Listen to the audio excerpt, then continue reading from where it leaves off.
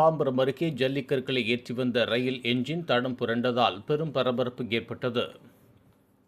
சென்னை எழும்பூரிலிருந்து செங்கல்பட்டு நோக்கி 16 பெட்டிகளில் சரக்கு ரயில் ஜல்லிக்கற்களை ஏற்றி வந்து கொண்டிருந்த போது தாம்பரம் ரயில் நிலையம் அருகே ரயிலின் என்ஜின் முன்பக்க சக்கரம் தண்டவாளத்திலிருந்து இறங்கி தடம் புரண்டது. இதனையடுத்து சுதாரித்துக் கொண்ட ஓட்டுநர் உடனடியாக ரயிலை நிறுத்தி ஜல்லிக்கற்களுடன் இருந்த பெட்டிகளை துண்டித்தார். இதனால் தாம்பரத்தில் பரபரப்பு ஏற்பட்டது. பின்பு வந்த அதிகாரிகள் ரயில் என்ஜினை சீர் செய்யும் பணியில் ஈடுபட்டனர்.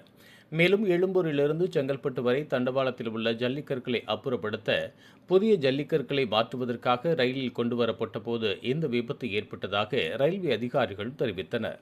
இதுபோன்ற உள்ளூர் செய்திகள், மாநில செய்திகள் மற்றும் பயனுள்ள தகவல்களை உடனுக்குடன் தெரிந்து கொள்ள GST ஆன்லைன் மீடியாவை இலவசமாக சப்ஸ்கிரைப் செய்து கொள்ளுங்கள்.